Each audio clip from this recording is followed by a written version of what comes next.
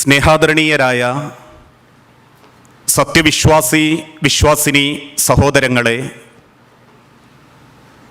സർവലോക രക്ഷിതാവായ അള്ളാഹുവിൻ്റെ നിയമങ്ങളും നിർദ്ദേശങ്ങളും അന്ത്യപ്രവാചകൻ മുഹമ്മദ് മുസ്തഫ റസൂലുള്ളാഹി സല്ലല്ലാഹു അലൈഹി വസല്ലമയുടെ ജീവിതചര്യകളും സ്വന്തം ജീവിതത്തിൻ്റെ എല്ലാ രംഗത്തും അള്ളാഹുവിനെ സൂക്ഷിച്ച് അള്ളാഹുവിൻ്റെ പ്രവാചകൻ സല്ലല്ലാഹു അലൈഹി വസല്ലമയെ പിന്തുടർന്ന് ജീവിതത്തിൽ പകർത്തണമേ എന്ന് ആദ്യമായി ഉണർത്തുകയാണ്, വസിയത്ത് ചെയ്യുകയാണ്.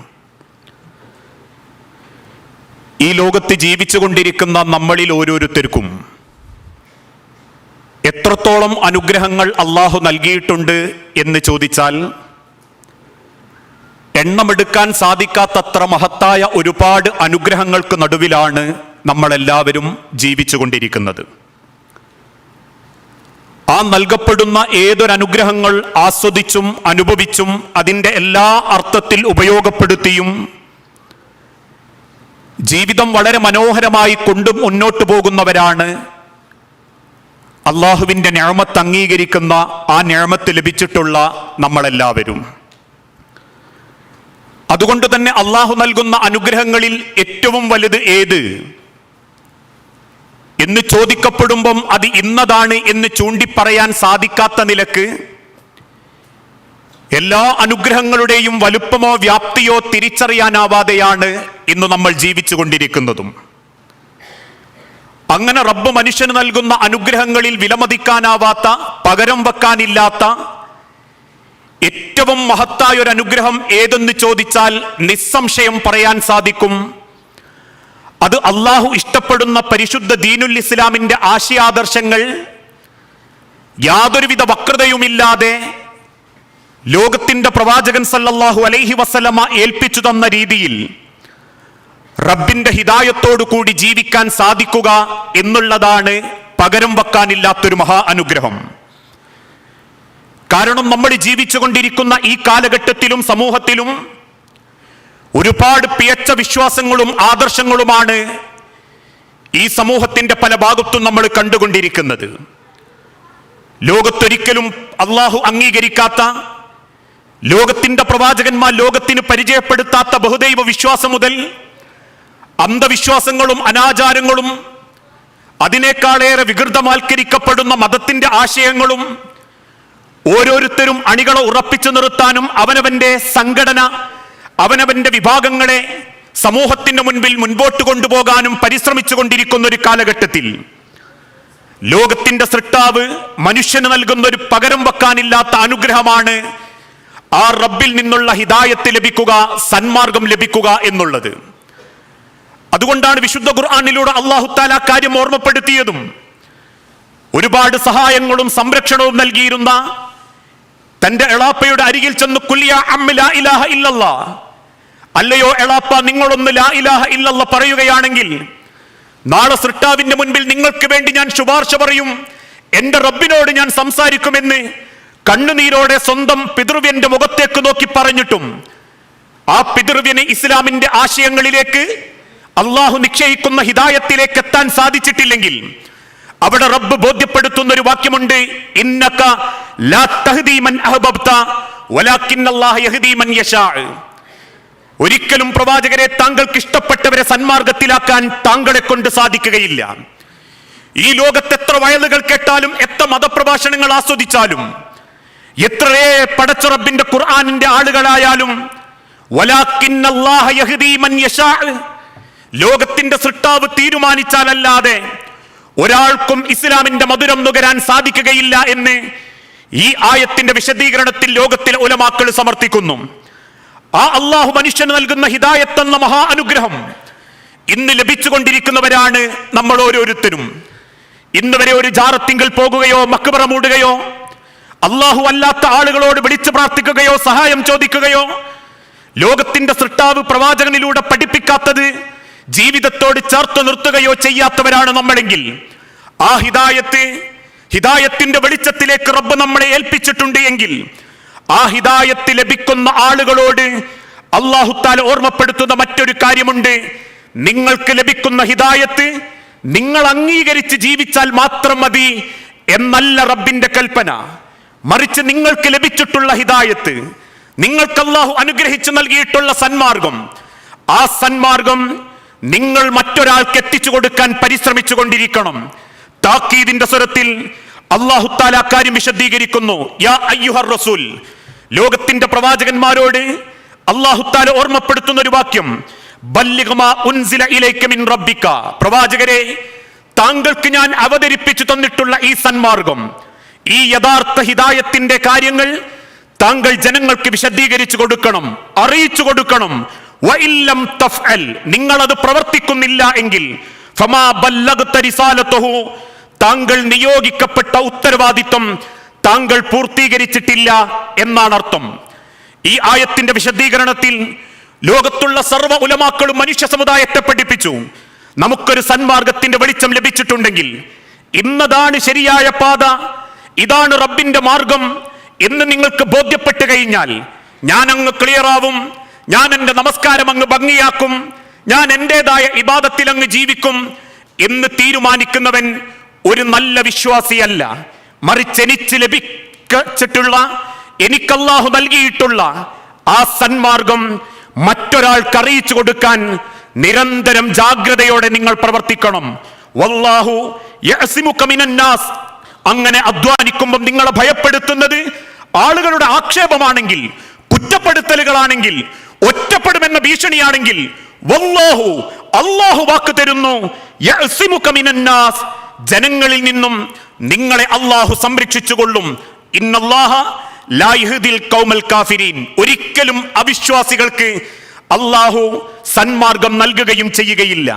ഇവിടെ അല്ലാഹു തആല ഓർമ്മപ്പെടുത്തുന്നത് ദഅവത്ത് നടത്തുക, പ്രബോധന രംഗത്ത് ഇടപെടുക എന്നുള്ളത് ഒരു മനുഷ്യന്റെ ഏറ്റവും വലിയ പൊതുക്കടമയായിക്കൊണ്ട, ഈ സമൂഹത്തെ സ്നേഹിക്കുന്ന, നാളെ റബ്ബിന്റെ അരികിലേക്ക് തിരിച്ചു പോകണം എന്ന് 100% വിശ്വസിക്കുന്ന, എന്റെ സൃഷ്ടാവിന്റെ മുൻപിൽ ചെയ്യുന്ന ഓരോ സൽക്കർമ്മങ്ങൾക്കും കൂലിയുണ്ടെന്നും ചെയ്യുന്ന ഓരോ ദുഷ്കർമ്മങ്ങൾക്കും ശിക്ഷയുണ്ടെന്നും വിശ്വസിക്കുന്ന ഏതൊരു മുസ്ലിമിന്റെയും ബാധ്യതയാണ് അവൻ അംഗീകരിക്കുന്ന, അവന് നൽകപ്പെട്ടിട്ടുള്ള ഹിദായത്ത് മറ്റൊരാൾക്ക് അറിയിച്ചു കൊടുക്കുക എന്നുള്ളത്. അല്ലാഹു തആല ഓർമ്മപ്പെടുത്തുന്നു, വൽ അസ്ർ, കാലം തന്നെയാണ് സത്യം, ഇന്നൽ ഇൻസാന ലഫീ ഖുസ്ർ, തീർച്ചയായും മനുഷ്യരിൽ ചിലർ നഷ്ടക്കാരിൽ പെട്ടുപോയവരാ.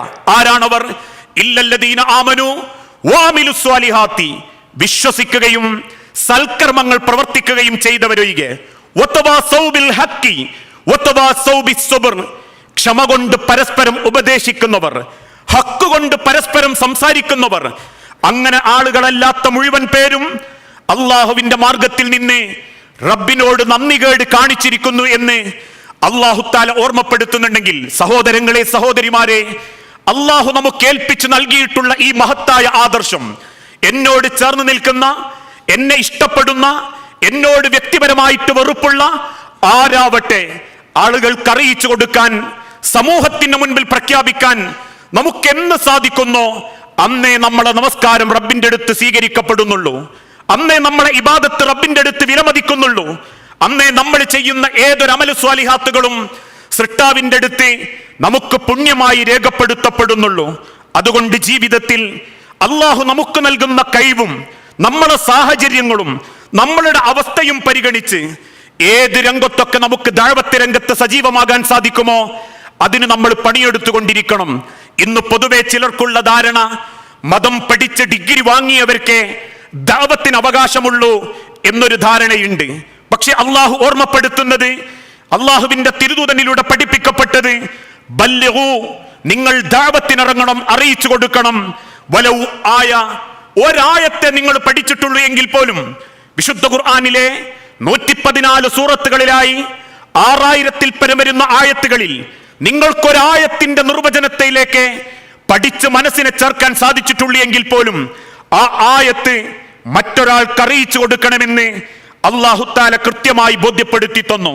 മറ്റൊരു ഭാഗത്ത് റബ്ബ് വിശദീകരിച്ചു, റഹിമല്ലാഹു, അല്ലാഹുവിന്റെ കാരുണ്യം ലഭിച്ചിരിക്കുന്നു, മിന്നി ഹദീസൻ, എന്റെ ഒരു ഹദീസ് സ്വീകരിച്ചൊരു വ്യക്തി, ഫഹഫിളഹു, അവനത് പഠിച്ചു, അവന്റെ ജീവിതത്തിൽ പകർത്തി, ഹത്താ യബ്ലഗഹു ഗൈറ, അവനത് മറ്റൊരാൾക്ക് അറിയിച്ചു കൊടുക്കാൻ പരിശ്രമിക്കുകയും ചെയ്താൽ, റഹിമല്ലാ, പടച്ച റബ്ബിന്റെ കാരുണ്യം ആ വ്യക്തിക്ക് ലഭിച്ചുകൊണ്ടേയിരിക്കും. ഇത്രത്തോളം ഗൗരവത്തോടെ എല്ലാ അർത്ഥത്തിലും നഷ്ടമില്ലാത്തൊരു കച്ചവടമായി അല്ലാഹു തആല ദഅവത്തിനെ പഠിപ്പിക്കുന്നുണ്ടെങ്കിൽ നമ്മൾ ഓരോരുത്തരും ചിന്തിക്കേണ്ടതും ഏൽപ്പിക്കപ്പെട്ട ഉത്തരവാദിത്തത്തിന്റെ പൂർണ്ണമായ മനസ്സോടുകൂടി എനിക്ക് അല്ലാഹു നൽകിയ ഈ ഹിദായത്തിലേക്ക് എന്റെ കുടുംബം, എന്റെ സഹോദരങ്ങൾ, എന്റെ റൂമുകൾ അല്ലാഹുവിന്റെ ദീനിലേക്ക് എത്തണം എന്ന് വിശ്വസിക്കുന്നവനാണ് ഒരു യഥാർത്ഥ വിശ്വാസി.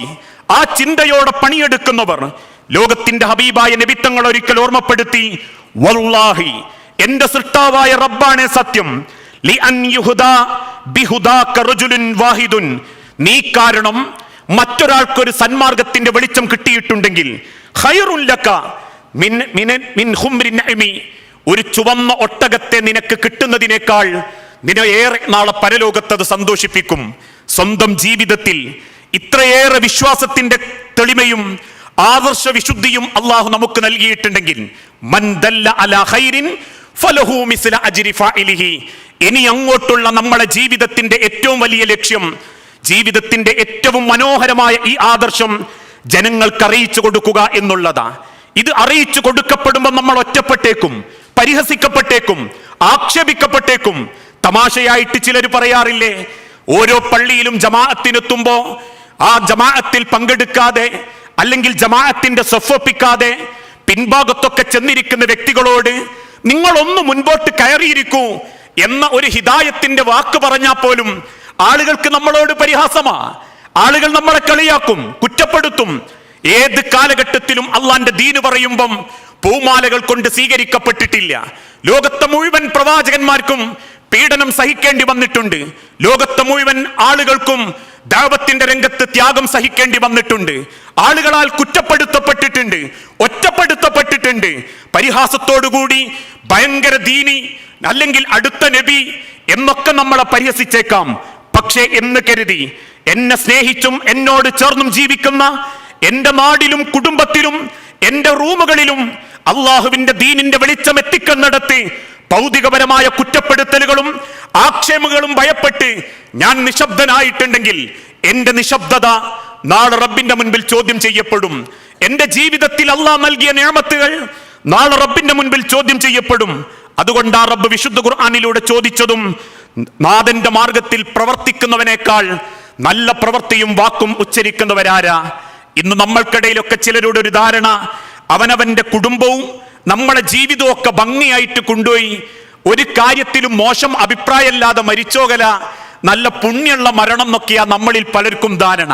നാട്ടിലൊക്കെ ചില കല്യാണ ആലോചനകളും അല്ലെങ്കിൽ എന്തെങ്കിലും ചില അന്വേഷണങ്ങളും ഒക്കെ നടക്കുമ്പോ ആളുകൾ ചോദിക്കാറില്ലേ, ആളെങ്ങനെയാ, അൻസാർ എങ്ങനെയാ, ഈ കുടുംബം എങ്ങനെയാന്ന് ചോദിക്കുമ്പം ചിലർ പറയും നല്ല കുടുംബ, ദീനീപരമായിട്ടുള്ള കുടുംബ. വാപ്പ എല്ലാ വക്തിനും പള്ളിയിലുണ്ടാകും, അവന് പഠിച്ചു ജോലി വാങ്ങി വിദേശത്തെന്തോ നല്ല ജോലി കിട്ടിയിട്ടുണ്ട്, പിന്നെ അത്ര കുഴപ്പങ്ങളുണ്ട് എന്ന് പറയാൻ മാത്രം മോശം സ്വഭാവമൊന്നും കാണാറില്ല. നേരം കിട്ടുന്ന സമയത്തൊക്കെ ജമാഅത്തിന് പള്ളി കാണും, പെരുന്നാളിനൊക്കെ നിർബന്ധമായിട്ടും പള്ളിയിലുണ്ടാകും. ആരെ കൊണ്ട് ഒന്നും പറയിപ്പിക്കാത്തവനാ, ഓന്റെ ജോലി, ഓന്റെ കൂലി, ഓന്റെ റൂം, അങ്ങനെ അങ്ങ് ജീവിക്കുന്നവനാ, വേറൊരു മോശത്തരത്തിലേക്കും പോകാറില്ല എന്ന് പറഞ്ഞിട്ട് ചിലർ പറയും നല്ലോനാ. അങ്ങനെയുള്ള വ്യക്തി നല്ലവനാണെന്ന് റബ്ബ് പറഞ്ഞിട്ടില്ല.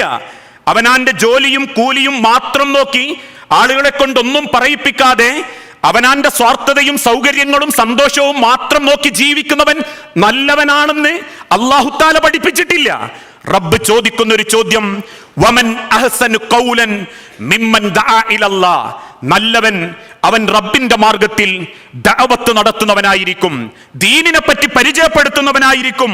വഅമില സ്വാലിഹൻ, എന്നിട്ട് സൽക്കർമ്മങ്ങൾ പ്രവർത്തിച്ചുകൊണ്ട് വഖാല ഇന്നനി മിനൽ മുസ്ലിമീൻ, അവൻ പറയും ഞാൻ ഒരു മുസ്ലിമാണ് എന്ന്. ഒരു മുസ്ലിമിന്റെ ഐഡന്റിറ്റി നല്ലത് സ്വയം ചെയ്ത് ജീവിക്കുക എന്നത് മാത്രമല്ല, വമൻ അഹ്സനു ഖൗലൻ മിമ്മൻ ദഅ ഇലല്ലാഹ്, അല്ലാഹുവിന്റെ മാർഗത്തിൽ ക്ഷണിക്കണം. റബ്ബിന്റെ ദീനീപരമായ കാര്യങ്ങളെ കുറിച്ച് ആളുകൾക്ക് ബോധ്യപ്പെടുത്തി കൊടുക്കണം. യഥാർത്ഥ സത്യത്തിന്റെ വെളിച്ചത്തിലേക്ക് എന്ത് ത്യാഗം സഹിച്ചും അവരെ കൈപിടിക്കാൻ വേണ്ടി പണിയെടുക്കുന്നവൻ, അങ്ങനെയുള്ള വ്യക്തികളെയാണ് ഏറ്റവും നല്ലവരെന്ന് അല്ലാഹു തആല പരിചയപ്പെടുത്തിയിട്ടുള്ളത്. നമുക്ക് ജോലിയുണ്ടാവാം, നമുക്ക് തിരക്കുകൾ ഉണ്ടാവാം, നമുക്കൊരുപാട് ആഗ്രഹങ്ങൾ ഉണ്ടാവാം, നമ്മുടെ കുടുംബത്തിന് ഒരുപാട് സ്വപ്നങ്ങൾ ഉണ്ടാവാം. എന്നാലും മക്കളോടും കുടുംബത്തോടും ഭാര്യയോടും പറയണം, എനിക്കിതൊക്കെ നൽകുന്ന റബ്ബിനോട് എനിക്ക് ചില ഉത്തരവാദിത്തങ്ങളുണ്ട്. നമ്മൾ ഒരാൾ മാറി നിന്നാൽ ഒരുപക്ഷെ പടച്ച റബ്ബിന്റെ ദീനിന് ഒന്നും സംഭവിക്കുകയില്ലെങ്കിലും ആ മാറി നിന്നവരെ ലോകത്തിന്റെ സൃഷ്ടാവിന്റെ കോടതിയിൽ ഉത്തരവാദിത്തം നിർവഹിക്കാത്തവരായി അള്ളാഹ് പരിചയപ്പെടുത്തപ്പെടുമ്പോ ഞാൻ അവിടെ ഉണ്ടാകാൻ പാടില്ല.